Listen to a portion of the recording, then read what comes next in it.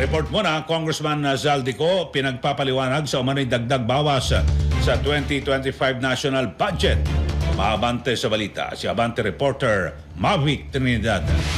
Abante Radyo Live Report. Hinamon ni Navotas Representative Toby Tiangco si Ako Bicol Party List Representative Zaldico na ilabas na at isapubliko ang mga naamyendahang pondo ng kontrobersyal na small committee noong 2025 national budget. Sabi ni Tiangco, wala raw napadalang report ang committee secretariat ukol dito, kaya dapat itong si Congressman Ko ang maglabas ng report bilang dating chair ng Committee on Appropriations ng Kamara noong nakarang taon.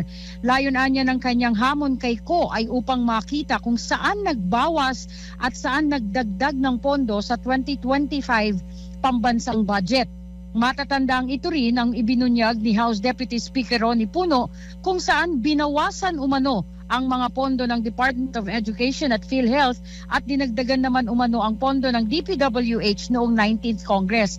Sabi ni Tiangco, tanging si Ko lamang anya ang makakapagsalita ukol dito dahil sila ang mga taong may otoridad para sa pagsasaayos ng pambansang budget pagkatapos ng BICAM committee meeting at bago ito ipadala sa Malacanang upang maaprubahan. Magiging lokohan lang anya ang panukalang transparency sa pagbusisi ng budget kung hindi mapipilit si Ko na ipaliwanag ang ginawang pag-amyenda sa pambansang budget noong 19th Congress. Ako si Mavic Trinidad, Abante. Abante Radyo Balita.